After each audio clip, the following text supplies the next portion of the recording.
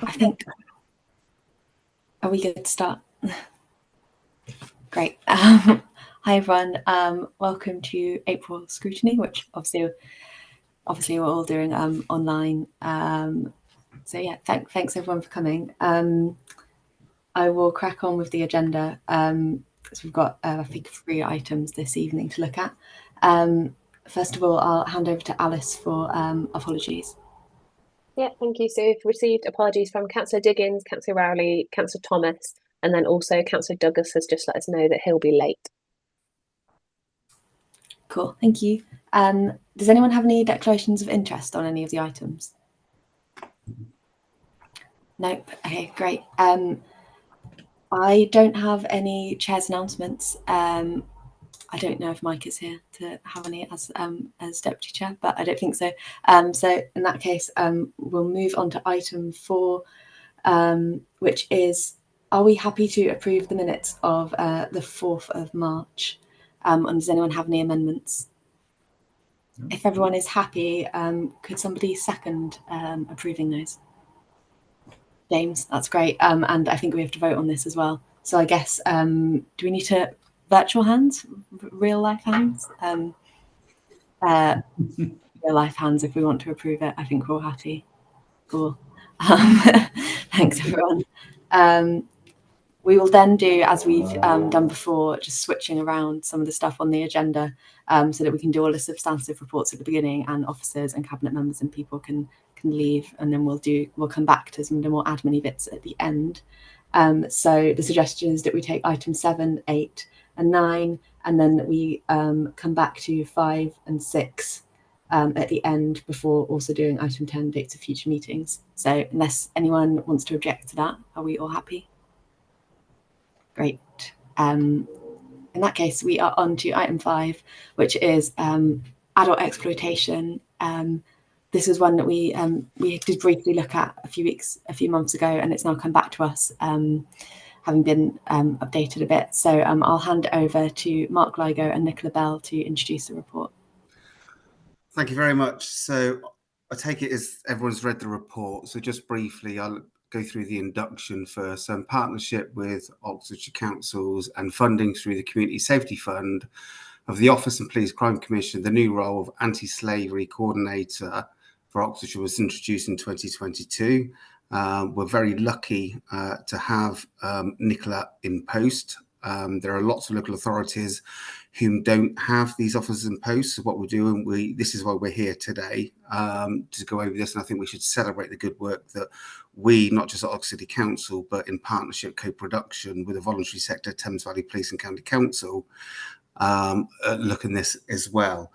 I'm just going to go down and quickly just look at the current work. So nationally, there are high reports of exploitation with overseas workers in the care sector. So in Oxfordshire, we've carried out a multi-agency approach to raise awareness to this, ensure support is in place for workers who may be identified and providers who are aware of the compliance responsibilities around sponsorship of working. And since the last meeting, what we've got now, there was more of an operational thing was going on, and now what we've got is more of a strategic, so a better understanding. This is now, since the 6th of February, we've now taken this to County Council and various partners, and we've got Rob McDougall who's leading on this. There's more of a strategic meeting, so we've got a senior management group in place to look at this and take this forward. Quickly looking at the partnership and working outcomes, modern slavery is one of the most complex crimes to identify. So disrupt and investigate, and no one agency can tackle this alone. So this is why we've got this senior management group looking at this, and not just in Oxford, but in Oxfordshire. So this is comprehensive, it's joined up, this effective multi-agency approach, which is required. And our central aim is to use all means at our joint disposal to disrupt the activity of perpetrators making Oxfordshire hostile place in which perpetrate the exploitation of people. So this ensures that the effective 4Ps strategy to tackle modern slavery, and that's pursue, prevent, protect, and prepare. And just quickly, which is in the report, I'll give you some examples of positive outcomes that a brothel in a residential letting was issued with a closure order, notice issued around rubbish and waste, proceedings for legal HMO and potential action around the landlady of property who was in bankruptcy but taking rental income. So there really is some good work on this that needs to be celebrated. And there's also the events and community engagement. So at the town hall, we held the Anti-Slavery Day in 22 and 23, and it was well attended, and the feedback has been extremely positive. And I think we should also celebrate again the community engagement. So, or the data we collect, so looking at the risks and harm. And from this, what we want to do is encourage victims of crime, whatever crime it may be, to come forward, and making sure it's a seamless process as well. There are various achievements, which is in the paper. I take that as read. So some of the achievements allow us to share intelligence and be preventive in our own work, and the detailed risk assessments and pathways that have been developed to help practitioners feel safe to share and use with agreed framework to support escalation of concerns. And one other thing to add to this, there needs to be some due diligence in the workplace as well. So professionals need to know and understand the signs of asking questions and seeking that out. So, for example, NHS, police, and other partners as well. Since the last meeting, there have been several senior management group meetings and workshops to help tackle this as well. And I feel that we in Oxford and Oxfordshire are leading the way. We have opened the door. This is why we're here now to discuss this. And I would like to personally thank Nicola Bell and the team, and Richard Adams' team, and the co-production of Oxford County Council, Thames Valley Police, and other voluntary sectors who work on this to ensure that one case is too many, but that we are tackling this, and we do realise this, and we will not hide away from this. Thanks, Mark. Nicola, did you have anything you wanted to add, or are you happy for us to go on to questions?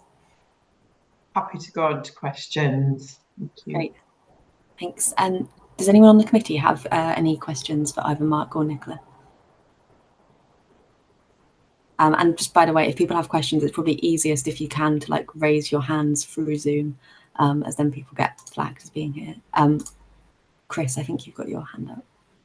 Thanks. I asked this when we discussed a few weeks ago. I honestly can't remember the response at that time, so sorry if this is duplicative. Two of the examples of success cited there were the closure of brothels. Do we know what happened in the wake of that?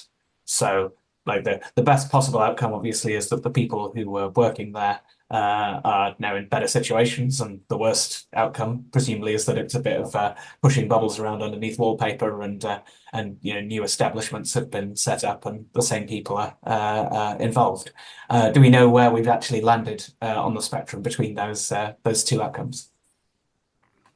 Yeah, so with both of those brothel closure orders, I think in total there was 9 victims, all of which we engaged with, offered national referral mechanism support or local support, some of which took up the offer, and some of them just wanted to go back to their own country as well, so we assisted with that. So all of them are out of that exploitation. We've not seen the names come up again in Oxford City, in Oxfordshire, and we do a lot of work jointly across Thames Valley, where we share these names as well with the police, and they haven't come up across Thames Valley either. Thanks. I guess that comes on to a question I was going to ask, which was about repeat victims. Is that something that you see come up, or do they tend to be people who, once you've kind of dealt with their situation, that they're out of the situation?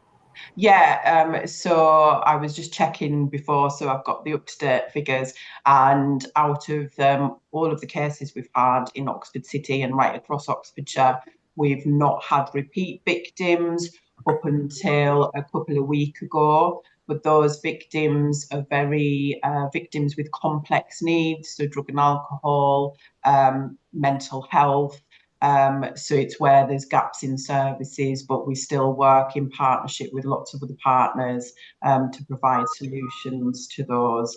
But I think out of the numbers, the percentage is very low of repeat victims, because a lot of the work we put in is to remove the vulnerabilities as to why they were targeted in the first place, to ensure non-re-victimisation going forward.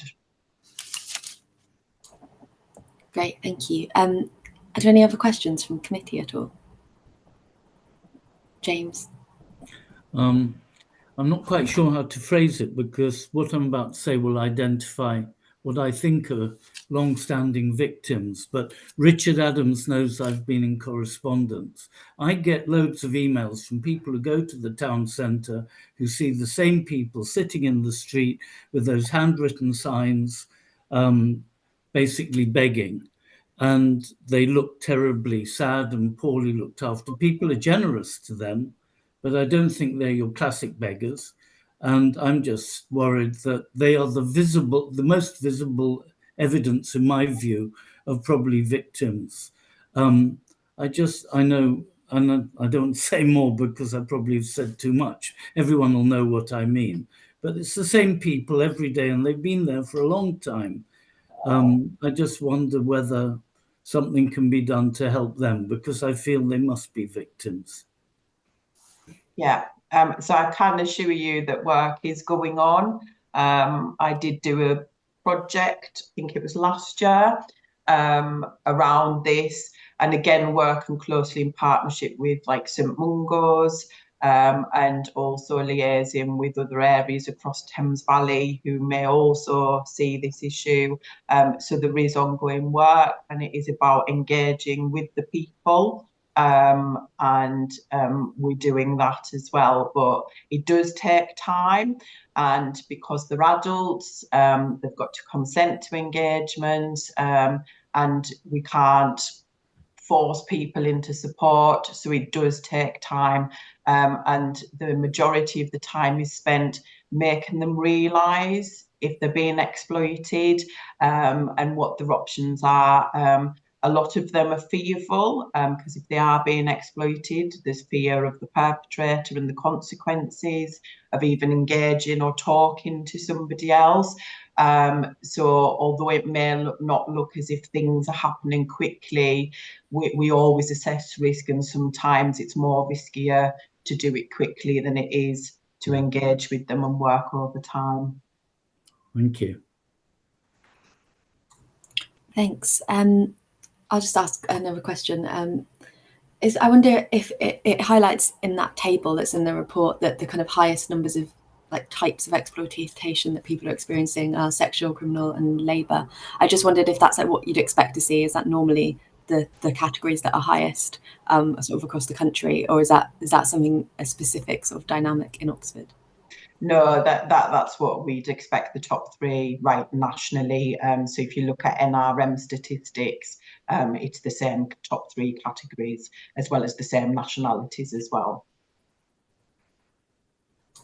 I wonder, are there any specific dynamics that there are in Oxford, like any situations or kind of like specific situations that happen here which don't happen in other places? Yeah, I would say in Oxford City, probably the highest is around sexual exploitation and brothels. But again, that's another project work we're doing, looking into that, particularly around certain establishments.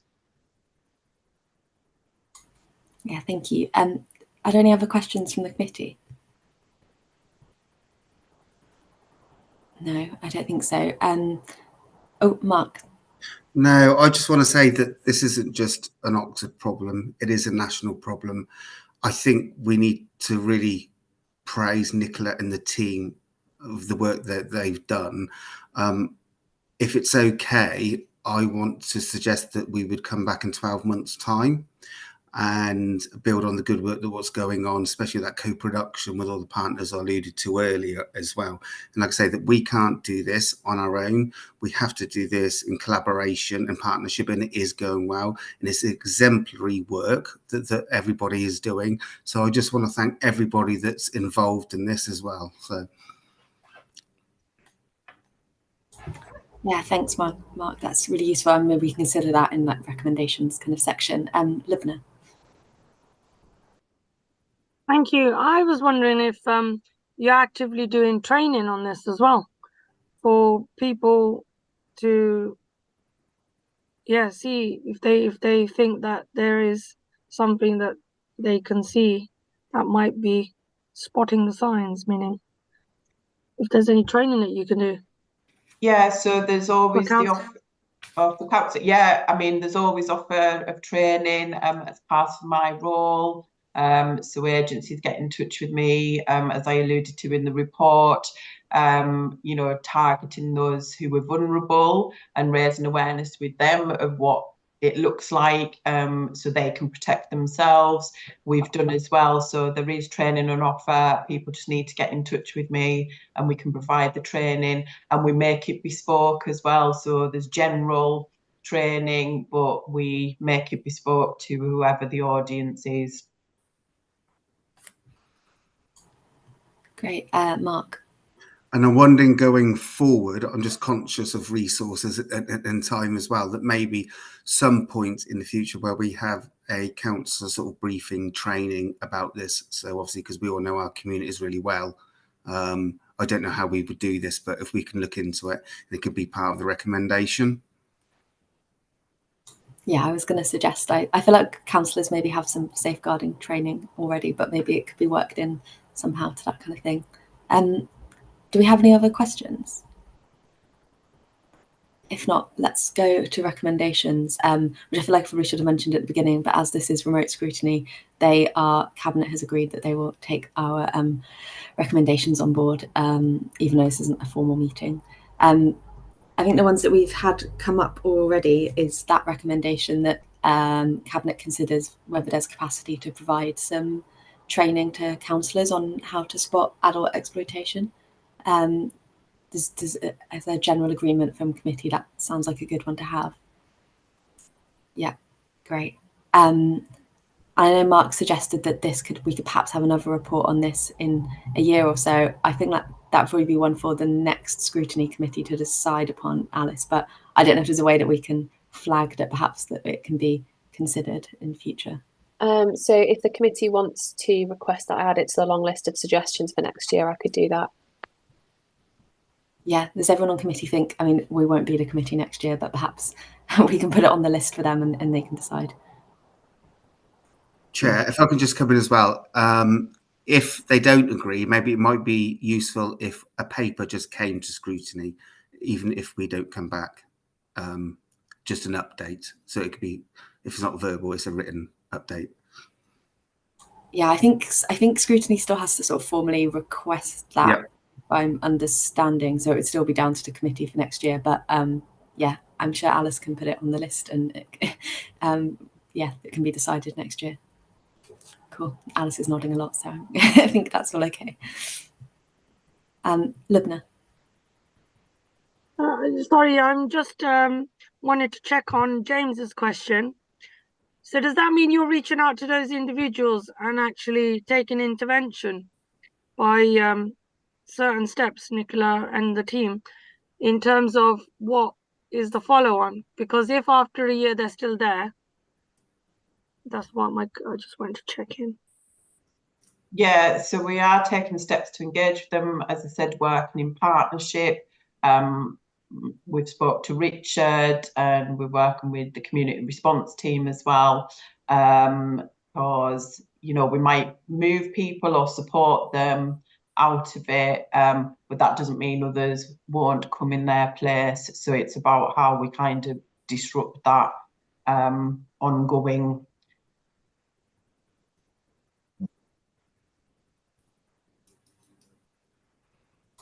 Thanks. Are there any other recommendations that people want to put forward? No. In that case, I think we've wrapped up everything for that item. Thank you, Mark and Nicola, for coming. Oh, actually, sorry, Chair. Just for other councillors on the scrutiny committee, is everybody aware, should they come across any adult exploitation or modern slavery, where to go? I think that's important, to be honest. So signposting people in the right way, and wonder if Nicola, to just elaborate a little bit on that. So if you have any concerns, whom to contact? Yeah. So if you've got any concerns, and you don't have to be absolutely certain, please just contact me via email or telephone, and then we start looking into it using our exploitation pathway. I mean, there is the unseen helpline with the modern slavery helpline, but that's not local, and we always try and promote a local response, because we're aware of what's going on and we might already be aware of certain situations. So please do not hesitate to get in touch with me, or if you want constituents, I'm happy for my details to be given out for them to get in touch with me as well. Thanks, Nicola. Lubna, you had your hand up and you just messaged in the chat as well about putting things on social media. I don't know if you want to elaborate at all, or... Yeah, I mean, I think, like, what if we had positive messaging from the Oxford City Council comms team to say, you know, these are the signs, so here's 5 signs to be spotted, or some sort of, you know, here's a number, here's call this, so the city's calls don't all go to Nicola, so it goes to an automated, well, to somebody, a team, whether the email or phone would be picked up to report, or would it be a Thames Valley Police link, or, you know, that kind of thing? Yeah, I mean, I don't know if Nicola, you wanted, I don't know what is already happening, but maybe we could recommend whether there could be some more social media sort of flagging of these contact points if people are concerned about exploitation. But please do say if that's already happening and we don't need to recommend it. Yeah, no, we can do that as a recommendation, look at putting it out there more. Would the committee be happy with that as a recommendation? Yeah, okay. Richard's just put his hand up as well. It's just coming in on that. So we tend to do specific campaigns during the year, as Mark says, kind of a partnership approach. So the topic of exploitation may change, and that's where we tend to use and harness social media for that. If you've got an immediate concern about it, then clearly it's the police, or if there, as Nicola says, if there's that concern but you're not quite sure, then direct to Nicola, or I put the Safe Oxford email address in the chat as well. So yeah, we don't tend to blanket the subject unless we're having a campaign around it, but certainly something we do regularly. Or maybe we make the recommendation and then it can be taken away by cabinet and officers to decide what's most appropriate and how that fits into existing work plans and things like that. Great. Final call for recommendations on this one, and then we can move on. So if there's not anything else, thank you to Mark and Nicola for coming. This was a really interesting report, and it sounds like there's a lot of really important work going on, so thank you. We will move on to the next item, which is the Tourism Review Group update. We've got Susan Brown and Carolyn Plazinski to come and introduce the report. Thanks very much, Lucy.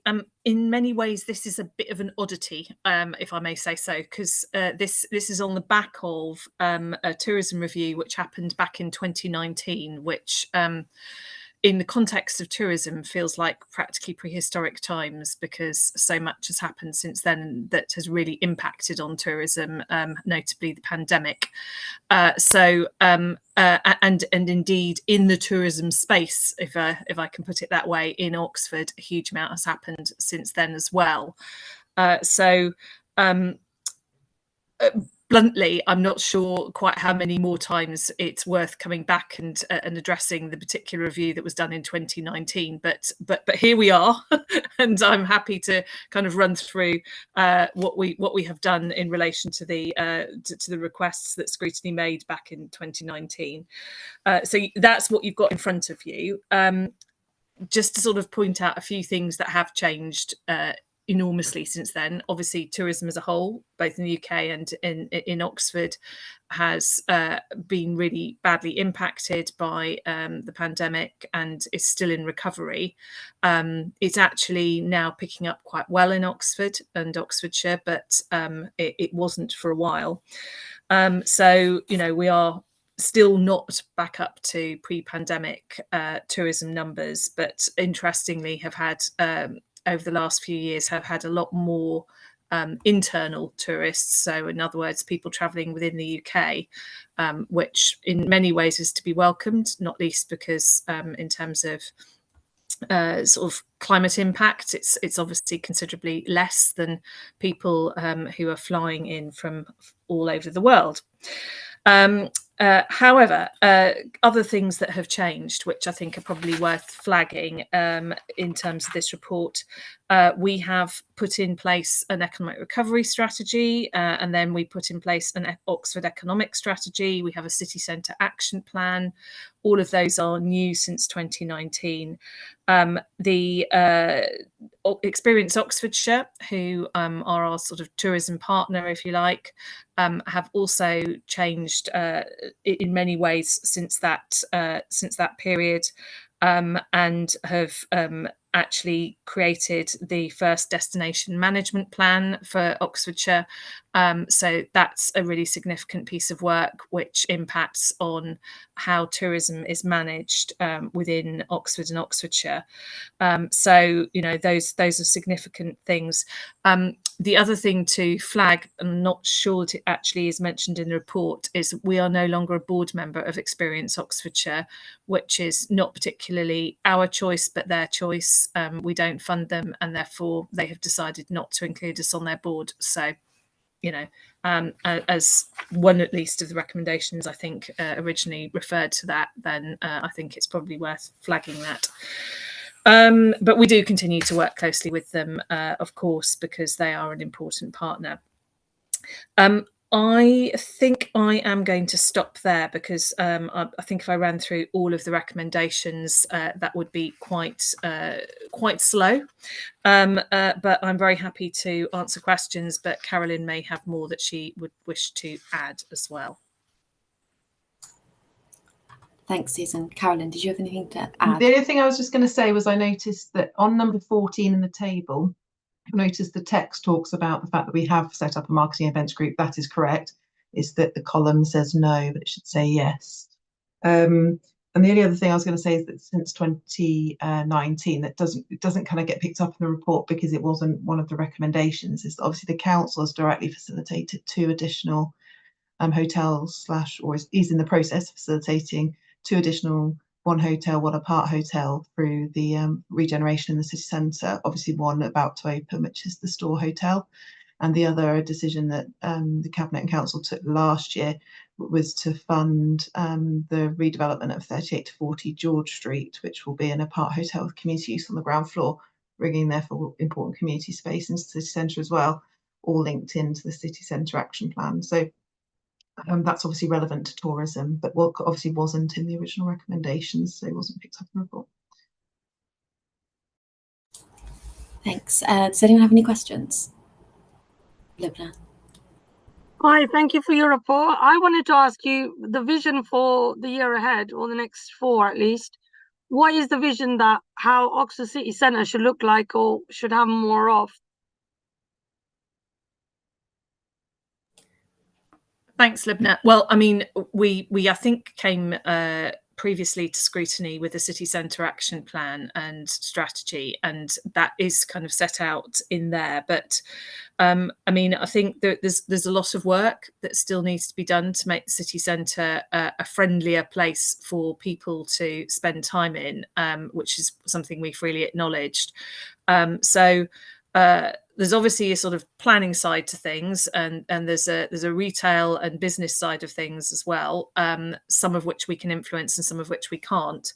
But I think one of the things that we particularly identified as part of that action plan was a need for more pedestrianised space. And that some of that's happening. So the Market Street next to Covered Market is already being pedestrianised, and we hope that St Michael's Street, that more work can be done there to make it a better pedestrianised space.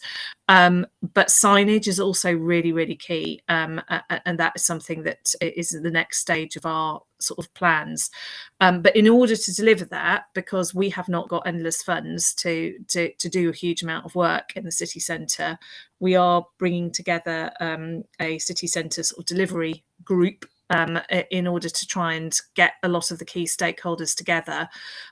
We do have regular meetings of city centre businesses through Talk of the Town, which is a really useful and helpful body that brings together all of the kind of key main businesses, and then more street specific business groups as well. And we regularly meet with all of those, as well as meeting with some of the key landholders or property holders in the city centre, many of which, as I'm sure people are aware, are either churches or colleges. So, you know, we are constantly talking to them and encouraging them to bring spaces back into use, to try and make sure that if they have got an empty retail space, that they are making it as attractive as possible. So putting up boarding which has got attractive photography on it, or whatever it might be, and you can see that at the top of the high street at the moment, which is some of the things that have happened as part of our city centre management plan, action plan I should call it, sorry. Thanks, Susan. I'll go to James for the next one. Thank you very much. Three questions, comments.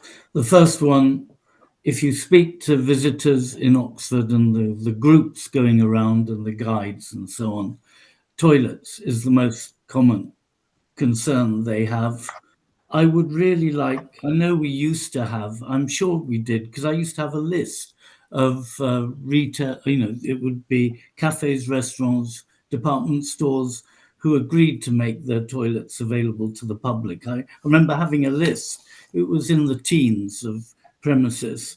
I think, I suppose I would like to recommend that we get a brief review of what other cities are doing about it. I've heard good things. It was reported in The Guardian about Bath, which say they didn't have to pay the cafes and the like because people coming in tended then to patronize the premises. So I would like something just to know comparatively how other cities manage it. And the second most common complaint is about coaches, of course. I counted about 2-3 weekends ago, 16 coaches around Martyrs Memorial, that end of St. Giles. I mean, all over the place. I know ultimately it's the county responsible for it, but I suppose it would be nice to know that there really is a strategy to make sure the coaches don't come and do that, because they're often foreign coaches and we seem to have very little control over them. The last thing is, and it is mentioned in the paper, about a tourist tax. We have discussed in the past, and it links with what we're doing, I think, in the city centre, to try to have a focus on a business improvement district eventually, you know, a bid where you can get money, a small percentage of business rates to fund it. Tourist tax, I believe in other places, has been used to help to fund city centre developments. I just wonder where we stand on this. Is all the work like Talk of the Town a way of engaging with these businesses in the hope of going there? But I really feel this is something that probably, now that we're more or less back where we were pre-COVID, is something that we should be giving some priority to. Thank you. Thanks, James. There's quite a few there, Susan, if you want to go through them. You want me to respond? That's three chunky issues, isn't it? So firstly on toilets. I mean, we do still have in the city centre direct provision by the city council of toilets at Gloucester Green, Market Street, and in the town hall. But the other really big place in which there are a lot of toilets, which I think is still relatively unexploited and unexplored and not sufficiently well publicised is Westgate, where there are really excellent toilets and there are a lot of them, and they're very nice. And Westgate are very happy for people to be directed there. So one of the big things that I think we need to be doing is directing people in that direction, rather than having them all queue against up at the Market Street toilets, which are not really adequate for the number of people sometimes that are trying to use them. So that's a kind of information problem, and something that we're trying to work with Experience Oxfordshire and other tourism operators about, trying to make sure that people have that information correctly. I mean, it is absolutely true that we have lost quite a lot of department store toilets. There used to be toilets in both Boswell's and Debenhams, and that's one of the reasons why there has been such an increased pressure on Market Street. And it's all the more important, therefore, that I think we do point people in other directions, towards the Town Hall and towards Westgate, because we will not be able to manage the numbers otherwise. And to be honest, most tourist groups want a lot of toilets. They don't just want, a toilet in a cafe. We don't have department stores in the same way, and this is not a problem unique to Oxford. I mean, one of the things that the pandemic saw was the kind of essential failure of many department stores, big chains like Debenhams. Excuse me. So I think that the answer really is there. We have to be better at directing people, but it is an issue that comes up a lot, James, and it is one that we take seriously, and we'll continue to keep a really close eye on. Part of the covered market redevelopment, which we hope to get cracking on over the next few years, is also to improve the toilets and move the toilets there. So that is something that is in our plans, but it's not going to be a quick solution. On coaches, I mean, I think, again, this feels like a bit of a never-ending problem, and it's something that we've been raising with the county. But I mean, I will be honest, the solutions are not really with us, they are with the county. And so, we will continue to keep raising the issue and encouraging them to do something about it. But it isn't easy in just to give them their due, because it is difficult to put in restrictions which will be effective without providing some alternative parking, and we will have to see what comes forward from the county in terms of proposals, but I'm not aware that there's anything happening particularly imminently on that. Carolyn may have more information.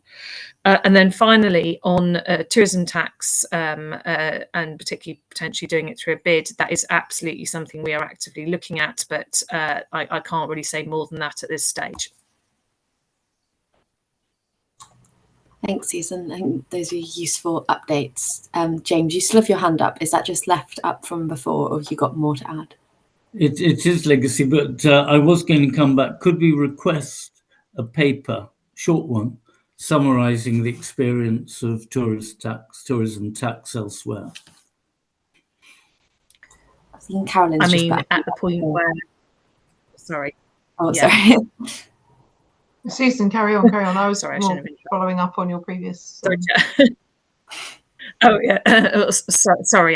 Sorry, through you, Chair. I shouldn't have just responded. But I mean, there will be a paper on tourism tax at some point, and I'm sure that Scrutiny would be interested in seeing that. I would fully expect your successor committee to be interested in pre-scrutinising that.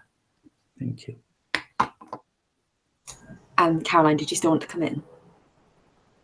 All I was going to say on the coaches was that it's listed in the report, but we're putting in funding as part of our joint project with the county on the Central Oxfordshire Movement and Place Framework to explore the coach, so as part of that, for coaches to be picked up and explored.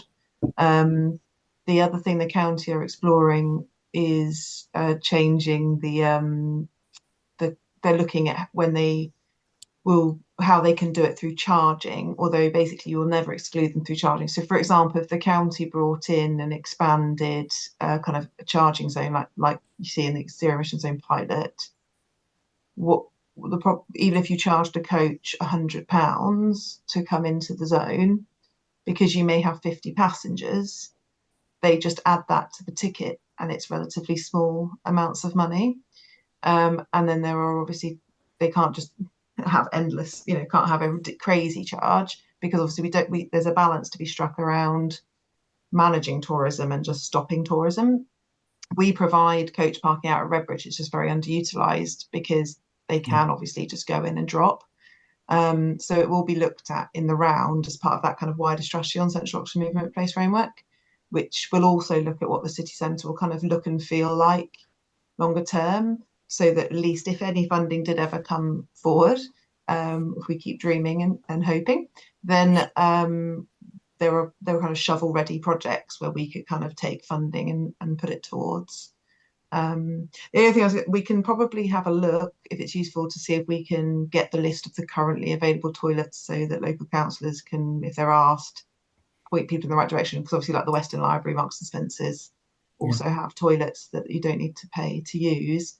And we're also looking at updating some of our wayfinders and try and mark them on there. The willingness to be marked on public information is the problem. But a list we may be able to get to share with councillors. Thank you. Thanks. Are there any other questions?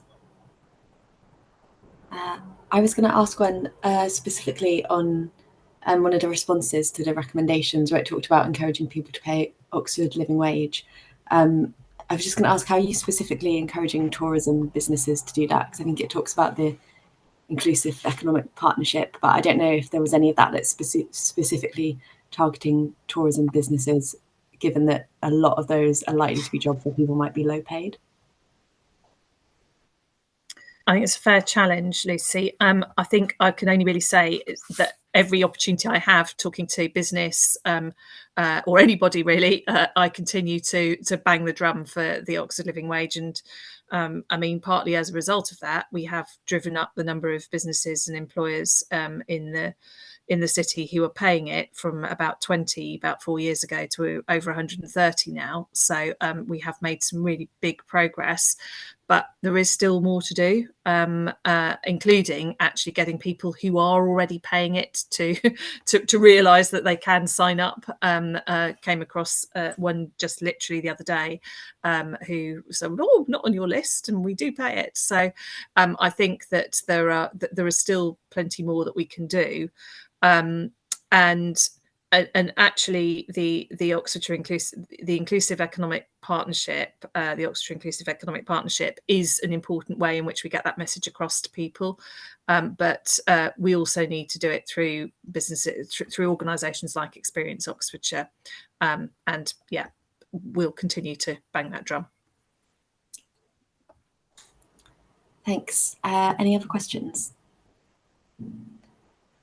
If not, I think we can probably move on to recommendations. Although I think the advice here from Alice was that we should potentially try to avoid recommendations, because we end up with recommendations on recommendations, and we kind of get recommendation like inception happening, and it all gets very confusing to keep on top of.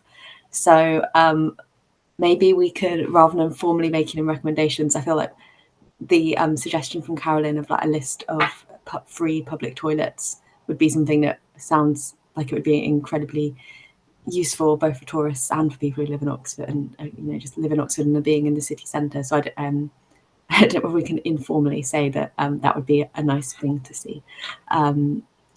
Yes, Susan.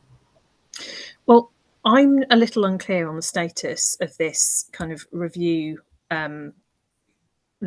group recommendations going forward. It feels like it's something that sort of is still expected to have report backs on a reasonably frequent basis, as witness the fact that we're now discussing it some 5 years after the original review group.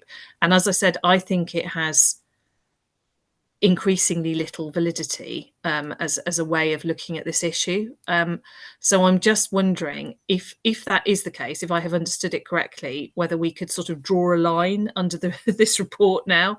I mean, I think, to be honest, if Scrutiny wants to look at tourism again, I think it needs to start again, because otherwise we're just sort of chewing over some really rather stale recommendations, bluntly.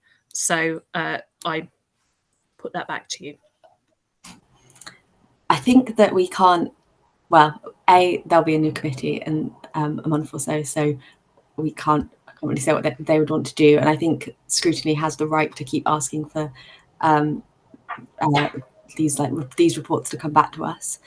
So I suppose Scrutiny will continue to have that right for the review group to ask for updates on review group reports. But I suppose perhaps in future there may be a better way of asking. We could ask for a paper updating us on tourism work rather than going back to this. But I think that is, if I'm understanding the process correctly, is one for down to the discretion of whoever's chairing Scrutiny next year. Carolyn. Perhaps Alice can take it away to have a look at, but I mean, the long list you're referring to under the other item, I suppose it's whether you want tourism on that long list, if you're kind of recommending a long list for the new committee. But I agree with what you just outlined, Lucy. It would be a fresh report. If Scrutiny wanted it, it would be easier and better from an officer point of view if we were able to give you a more wholesale update on the kind of status, because there's lots going on in the city centre, as evidenced by the kind of summary report that tries to give you a flavour of that outside the recommendations, and as I referred to earlier. Because the problem with updating you through these recommendations is we're kind of like channeled into this table, which is probably not necessarily then giving. If we just did that, it wouldn't give you the full flavour of what's actually going on. Yeah, I guess it's another one, Alice, for us to note, and the next chair and committee can decide what they want to do with it. But yeah, we can do that. So yeah, in that case, unless there's any final questions or comments people want to make on this, I think we are finished with this item. Great. So thank you to Carolyn and Susan for coming and presenting this to us. We can move on to the next thing, which is the Oxford City Council Annual Business Plan for 2024-25. We have Susan again presenting this along with Mish Tuller and Claire Keane. So I'll let you all introduce the report. Thanks very much. So this is a sort of slight oddity in that I think in the normal run of things, you would expect a business plan to follow a strategy, and this is slightly the other way round for very good and valid reasons. Because we have just come to the end of our strategy document for the last 4 years, we have been doing quite a lot of work on our strategy document for the next 4 years, and hopefully everyone here is quite familiar with that. And then, normally speaking, the business plan would fall out of the strategy. Well, that still is the case, but partly because we've got elections coming up in May, and half the council is up for re-election, we decided we should not approve the strategy until after those elections, in case there's anything we want to change as a council after that. So the strategy and the business plan, though, have been very well consulted upon, and including with all of the political groups on the council, and more widely. So and of course are not so hugely different from the business plan and strategy that we have been working on for the last few years.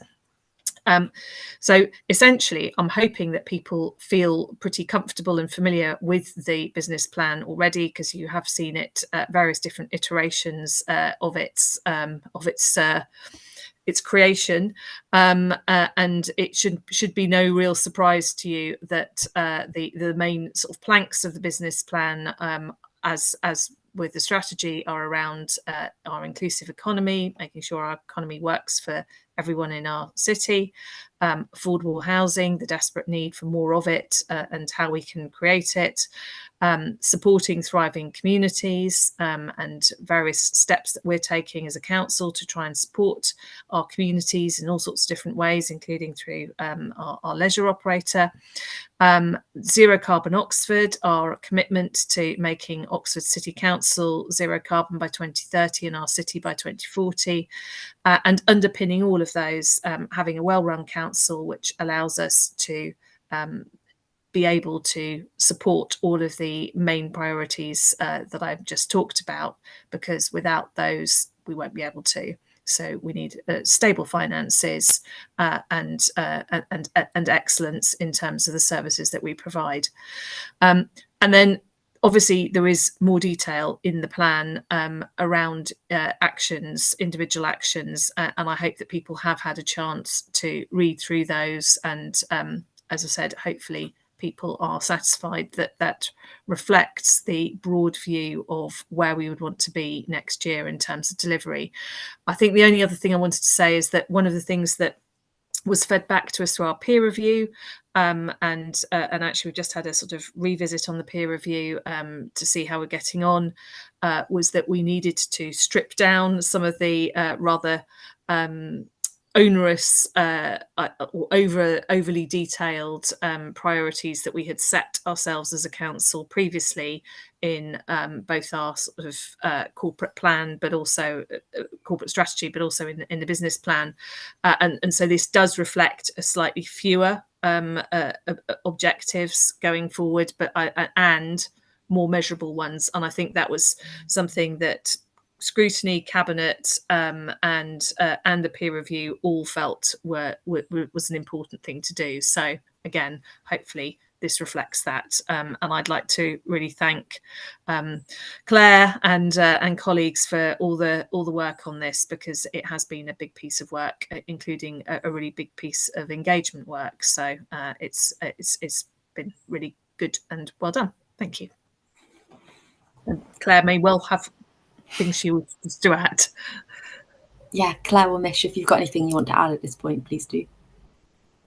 Just to note that the Scrutiny members note that there's also the one of the appendices is a progress update on what had been set in the prior year's business plan. So as council leaders highlighted, that was a longer document than the new form business plan, and hence the update report is a longer document, but it does nonetheless, I think, show that good progress has been made generally across most of the things that we'd set. Thanks. In that case, I'll open up for questions. Anyone have anything they'd like to ask Susan, Mish, Claire? Chris. Thank you. Two things I'd appreciate a bit of detail on. Number one is around housing and electric heating. I noticed there's a caveat in there about grid capacity. I wonder if you could elaborate on, is that just a caveat to be used in extremis? Is that something which is actually routinely happening now? And in either case, to what degree is there a constructive dialogue with National Grid about improving grid capacity where it's needed, and where in the city are we against the limits there? And then secondly, is about process automation. I noticed some remarks about there's various attempts at process automation. Some of it described as robotic process automation, which sounds very Wallace and Gromit, but I'm sure I'm imagining the wrong thing there. But it sounded like that work had hit the buffers to an extent. I wonder if we could hear a bit about how it had done so and what the limits were running up against are there. Yeah, Susan, whoever is best to respond on that. I'm happy to take the first one, but I might have to hand over to Mish or Claire on the second one, I think, to be honest. But on grid capacity, it's a really significant issue, Chris. It's not unique to Oxford and Oxfordshire, but I think it's probably rearing its head a bit ahead of other areas at the moment, because we have actually done quite a lot of work in terms of trying to convert premises and put in EV charging and so on, and we've got pretty high standards when it comes to planning in terms of requirements to get rid of gas and so on. But actually, there are real life examples, and I have been talking about this quite a bit in Littlemore. We are not going to be able to put to get rid of gas in a whole load of new housing, which we would have wanted to, because there is insufficient grid capacity in order to do that. So this is a really significant issue. We have been lobbying very heavily on it. I've done quite a lot of work nationally on this, talking to ministers, talking to national media. We need to make sure that our grid nationally is recognising the fact that we will need to move much more quickly in the future in terms of being able to make provision for the fact that people are going to be using heat pumps rather than gas, will be charging electric vehicles, but also bringing on board new provision, because actually that takes even longer for the grid to connect up new provision of things like solar farms and wind power, or people wanting to put power back into the grid. So it's a very significant piece of work that we are doing as a council, and that I'm doing personally in terms of lobbying on this issue, because it is something that we take extremely seriously, and it is a massive problem. Just to interject very briefly, so is that Dominion Oils that you're referring to there? Yeah. Right. So we're expecting those to be. Pardon me, sir? Railway Lane, yes. It's the same thing, I think. Yes. Yes. Yeah, the former Dominion Oils site yes, is on Railway Lane. So my understanding is that half of the housing there is not going to be able to be zero carbon because the grid has got insufficient capacity. Right. Chair, if I may, because I haven't even had an opportunity to update the council leader on this. We had a meeting with good news. Scottish and Southern a week ago, at which this specific site and the issue, as described, was set out. And actually, the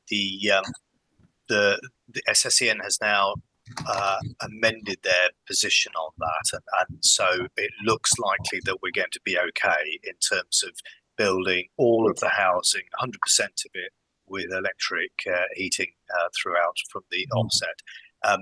Nonetheless, the substantive issue is very real, and indeed it is particularly acute, Councillor Smoten, in the south and in southeast of the city, and that's to do with where the national grid sort of step down infrastructure is, where it meets the district system. And so the electric vehicle charging points that we'd also be putting in at the same time as the housing is built under new building regulations, they cannot be powered until there is sufficient capacity to be able to enable them to be powered. Thanks, Vish. That's good to have that update. Susan. Yeah, I just wanted to say that is very welcome news, thanks for filling us in, Mish, and I'm really pleased to hear it. But it doesn't take away from the issue. I'm really glad that we've been able to sort it out for this particular site, and it is extremely welcome. But there are plenty of other sites in the city and elsewhere but where this is a significant problem, and it's putting developers off because it's taking so long to get commitments for grid connections, and it's a very real problem. So it is something that we need to get some national focus on, because the incentives are not currently there, and nor are the processes for making sure that the national grid really works with local authorities to try and improve the speed with which they can bring new power sources in, but also make sure those connections are working for people. Thanks. I think you also asked about automation, Chris. I think and I batted that one off to the mission Claire. I'll attempt to. So my understanding is that we have actually made good progress with robotic process automation, which is essentially the is just trying to sort of automate some of the more straightforward, simple processes that sort of sit behind some of our service delivery. And as reported indeed in the appendix, we've now got some 50 or so different processes which are included in this way across sort of different areas, but particularly I think the area that they have sort of sweated this the most so far is within finance and Revs and Ben's teams there. I don't know, Councillor, if it was the reference to what had been a proposal to set up an automation process for taking on in our posts so that everything was scanned and that we had automated that process. In the end, when it was looked at, it was deemed that it was just too expensive, and so there wouldn't really be any savings to be achieved by doing that. So that particular proposed scheme has been scrapped. But I know, talking to both the head of ICT and head of finance in particular, that there is definitely an appetite to do more robotic process automation. I was sat down and it was explained to me the difference between artificial intelligence type applications that we might be able to use in some areas and robotic process automation approaches which appear easier to apply and potentially many more uses that we could take forward. Just to very quickly follow up on that, if that's okay, Chair. Yes, the reference was phase 2 of the Future Work Styles project. So that was mostly concerning post handling, I guess. It says including scanning paper document records and automation of post and scanning. Is there any budgetary implication there? Were there any assumed savings to be made off that? Or was that something we hoped to be able to do, but weren't budgeting, assuming we could, if you see what I mean? Yeah, I think it was more the latter. We have whilst quite a fair amount of our records have been scanned, the basement of the town hall is still unfortunately very full of lots and lots of unscanned records. Ideally, we would have scanned all of those, as well as the sort of all new information coming in being scanned at the point of entry. But in toto, it's looked very expensive, and so as a project, it's been parked. I don't know that it's been shelved entirely, but it's certainly not proceeding in the next year. Thank you. Any other questions from the committee? If not, was just going to ask about the sort of goals that have been set for the next year. It talks in the first bit about good affordable homes, and I think in the kind of overarching sentence it mentions social rent, but in all of the kind of year 1 actions going forward, it just talks about affordable homes and not specifically about social rent. I just wondered if there was a specific reason for not specifically kind of pulling that out, given that I think most of us would agree that that's what's most needed within the actual actions, rather than just within the kind of overarching sentence that's at the top. It's a good question, Lucy. I mean, generally when we talk about affordable homes, and I think we have tried to define it in the strategy, and Claire will probably correct me if I'm wrong, but we talk about social rent, we talk about affordable rent, which is slightly different, and we talk about shared ownership, and that is what we mean by affordable homes. We do not consider the government's definition of affordable homes to be anything meaningful in the Oxford context. So I would assume if we're talking about affordable homes, it would be those three things that we're talking about. But perhaps we need to be a little bit clearer about exactly what we're talking about. Claire. Yeah, I think I was just going to add to that. Absolutely that. And it's really what we've been trying to do is to keep it very simple in terms of drafting. And as you get into more specifics of defining each of these things, you end up with something that's very sort of difficult to follow as a document. And so some of it has just been around economy with words, and that might be what you're picking up on.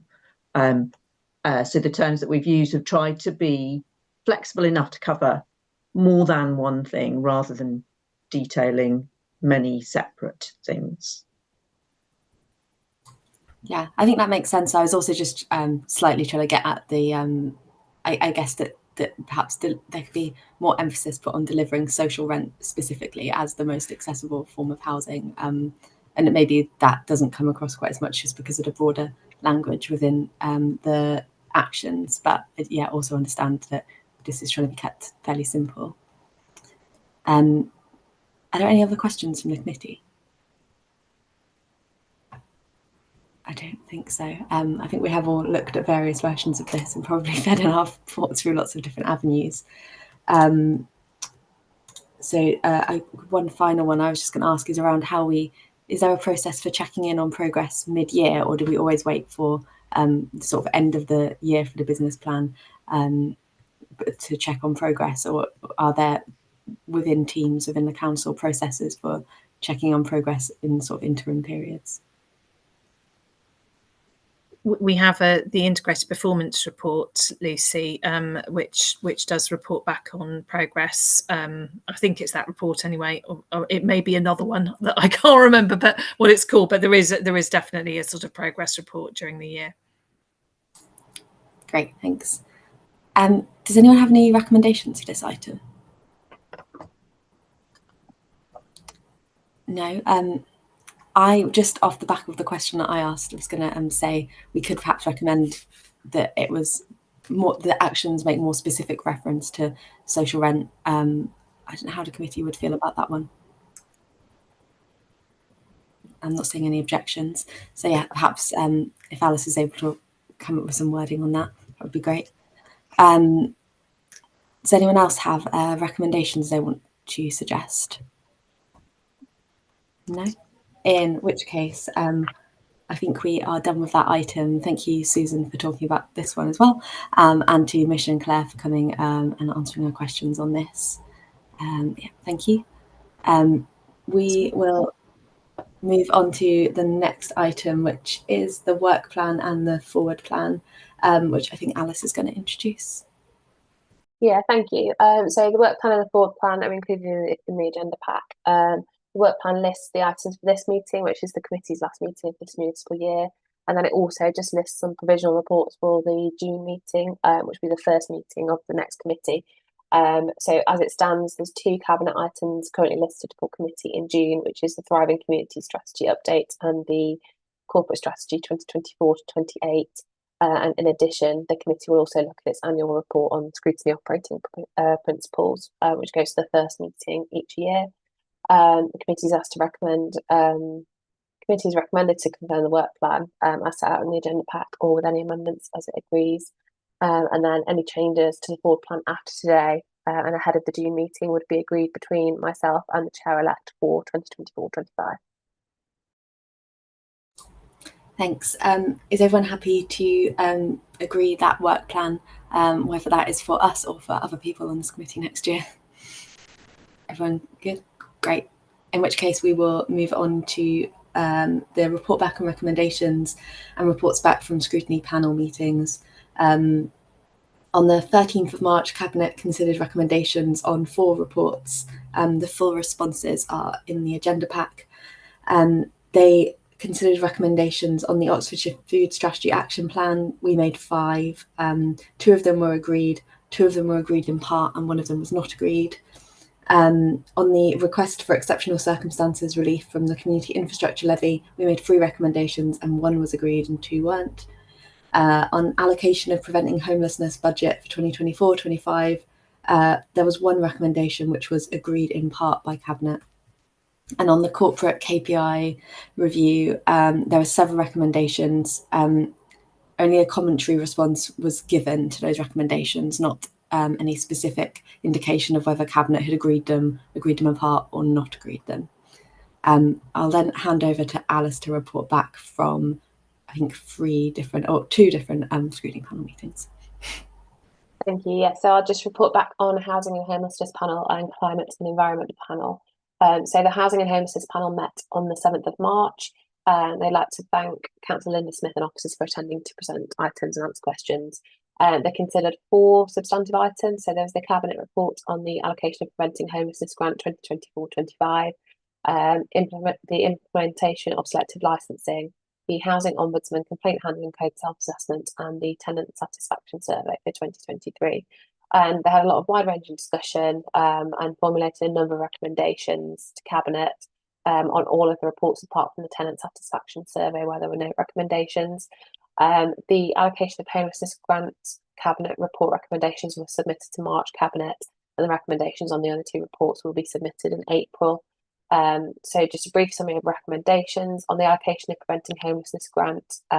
Recommendation was about carrying forward any severe weather emergency protocol funds to the next financial year, specifically earmarked for SWEP purposes to ensure financial resilience of that provision. In terms of implementation of selective licensing, the recommendation was around the rollout of a communications campaign aimed at tenants to raise awareness of the scheme and their rights, and actively engaging tenants' unions as part of that campaign.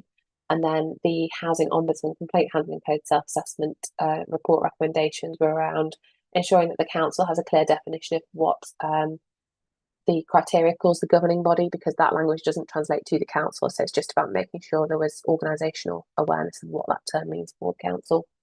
And then in terms of Climate and Environment panel, the panel met on the 20th of March. Would like to thank Councillor Railton and officers for attending to present and answer questions. They considered 3 substantive items, 1 on tree planting, 1 on energy generation and solar potential on council buildings, and then a 2023-24 year in review item where it reflects on its work to date. Again, had wide-ranging discussion and formulated a number of recommendations, which will be submitted to April Cabinet. In terms of the recommendation summary, so for tree planting, there were 2 recommendations relating to the production of guidance documents setting out process for the planting of new street trees on public land, and then another document about planting of new trees on private land.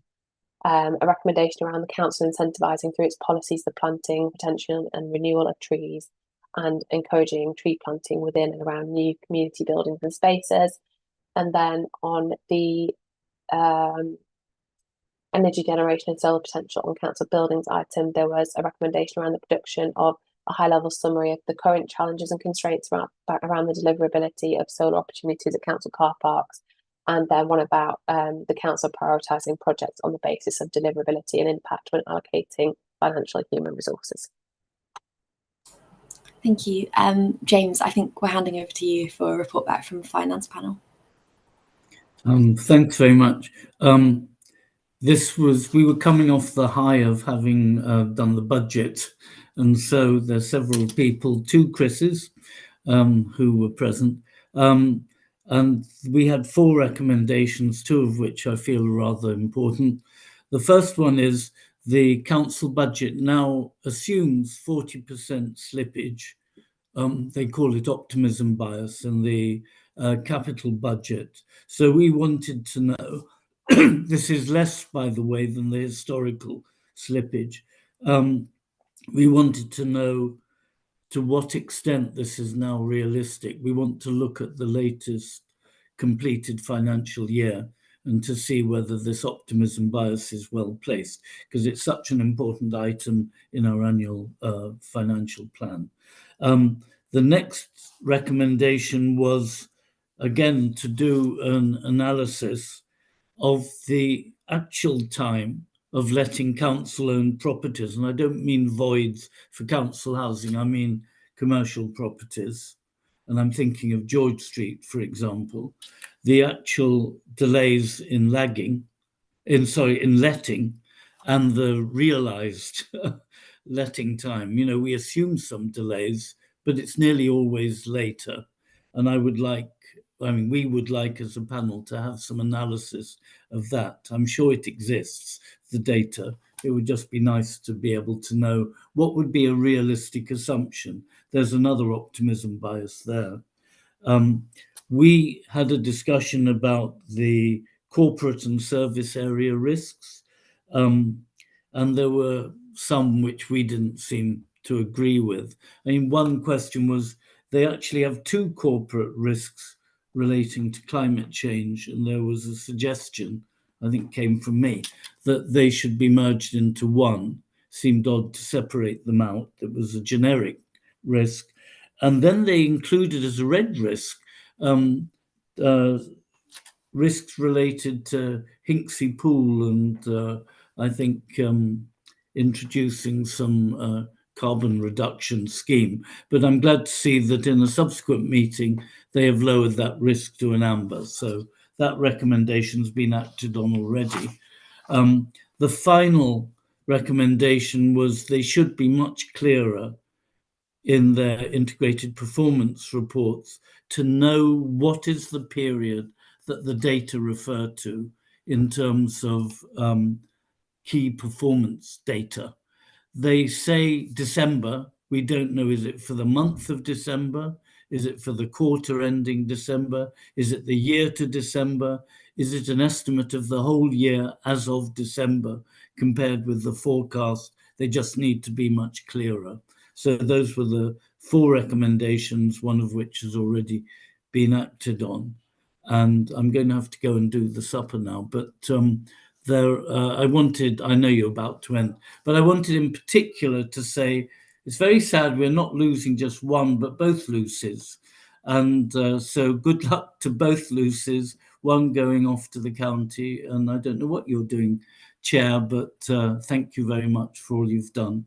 This is a very important group. So thanks a lot. Okay, bye. Thanks, James. It's clearly a Lucy exodus. You have to get some more into the process. We would have had an update from Mike on the company's scrutiny panel, but as he's not here, we don't have that update. But I'm sure if people have questions on what they discussed, they can get in touch with him. Are there any questions on any of the recommendations or reports back? Chris? Just one comment. I suppose I don't really know what would happen with the next scrutiny update to council, in the sense that I suppose the new chair will give one on your behalf, unless you want to bellow one from the public gallery. But I think last time I gave a scrutiny update on your behalf, so I am at the first council meeting. Okay, yes. So I assume that the next person will do it on my behalf. I think there's one thing we ought to mention in there, which is that I thought the response to one of the BMW recommendations verged on disingenuous, in that the recommendation made was basically notice that 800 grand is not a lot compared to the other subsidy that they're getting, and that there are many other bodies capable of giving them 800 grand. And the response that came back was, actually, they were asking for SIL exemption, and only local authorities can give SIL exemption, which, to my mind, verges on willful misunderstanding of what is being said. Like, what we are plainly saying is that a sum of equivalent value is available. And they sort of like, yeah, the response has been like, actually, technically, you haven't said quite the right thing, which is strictly speaking true, but it's in bad spirit, I suppose I would say. It doesn't engage with the recommendation. It exploits a technicality in order to avoid engaging with the recommendation. So I think we ought to note that in our next response to full council, that we would expect constructive engagement with our recommendations and not the finding of an excuse to dismiss it, which is in bad faith. Yeah, I mean, that sounds like something that potentially next chair can pick up. I mean, I could also just email and flag that to Susan, I assume was the councillor. I can't remember. I could just send an email flagging it to cabinet members that we would appreciate it not being brought up, not having answers, kind of try and find that way out in future. Alice. Yeah, it's just to say that if the committee wants, I could potentially try and weave that in, because I'll be drafting the report for council. I could try and weave that into the report as well if that's wanted. Yeah, that sounds like it'd be a useful thing to have put in there. Thanks. Are there any other questions or comments on recommendations and panel meetings? No. In that case, our final item is just to note the dates of future meetings, and also to note that membership of the committee is subject to appointments made in full council. So full council in May. So everyone will meet in June, and we'll have to wait and see who's on the committee. But yeah, thank you everyone, and thank you for a great year of working together with you all on Scrutiny. Can I second James in thanking you for your service as a chair, and indeed for your service as a councillor. Thank you, Chris. Everyone's been very nice. But yeah, thank you. Have a good evening, everyone. Thank you all.